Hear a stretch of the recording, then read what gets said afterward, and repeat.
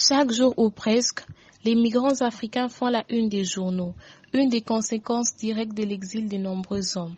Souvent mariés avant leur départ, restent cependant très méconnus. Il s'agit des décès liés aux avortements clandestins, très fréquents sur les continents. Des femmes, abandonnées parfois pendant des années par leur mari, sont confrontées à la honte d'une grossesse hors mariage. D'autres sont victimes de viols.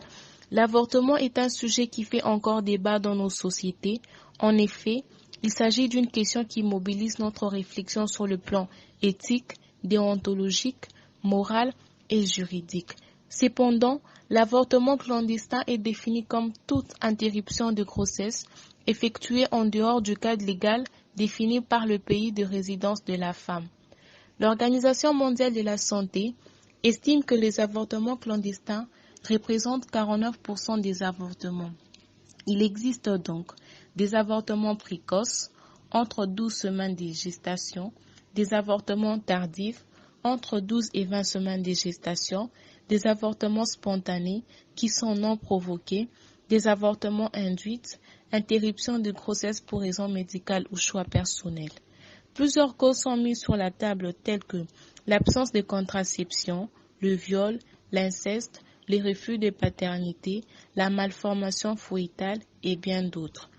Il n'existe pas de meilleures méthodes pour des avortements clandestins, très souvent réalisés hors du milieu médical avec des méthodes moyenâgeuses telles que l'utilisation des produits chimiques, percement de l'œuf par aiguille, absorption des plantes, prise de grosses quantités de médicaments, coups dans le ventre et bien d'autres. Plusieurs conséquences interviennent telles que la septicémie, l'infection vaginale, l'infection de l'utérus, l'infection du col, d'autres maladies qui peuvent parfois conduire à la mort. Pour lutter contre l'avortement clandestin, en faveur des droits des femmes en matière de santé reproductive, quel que soit leur statut sérologique, des études approfondies doivent évaluer l'ampleur des phénomènes, ont suggéré les intervenants à l'atelier.